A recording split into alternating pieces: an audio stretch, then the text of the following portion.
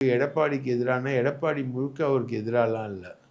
அவர் கூப்பிட்டு இவருக்கு அ அதிமுகல அவைத்தலைவர் பதவி தர தயாரா தான் இருந்தார். ஓ! ஆனா, அவருக்கு வேற சில பிரச்சனைகள் வந்து திமுக அரசால செட்டில் ஆக வேண்டியிருந்தது.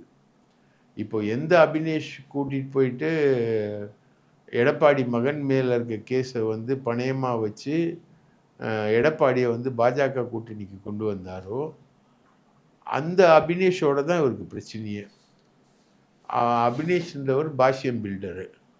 அந்த பாஷ்யம் பில்டர் வந்து இங்க அடையார் கேட் ஹோட்டல வந்து கட்டுறாரு.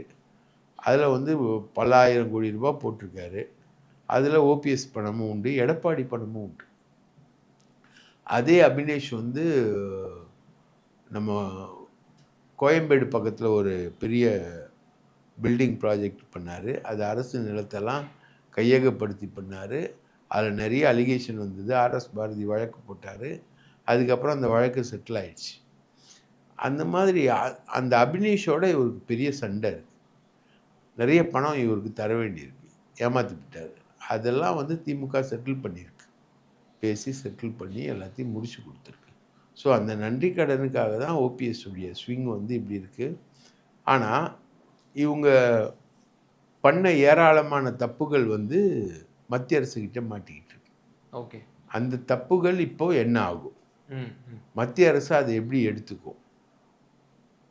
அப்படின்றத பொறுத்து தான் ஓபிஎஸோட நிலை வரும். சப்போஸ் அந்த தப்புகள் மேலே வந்து மத்திய அரசு நடவடிக்கை எடுக்க ஆரம்பிச்சதுன்னா ஓபிஎஸ் இந்த திமுக ஆதரவு நிலையெல்லாம் தூக்கி போட்டுருவார்.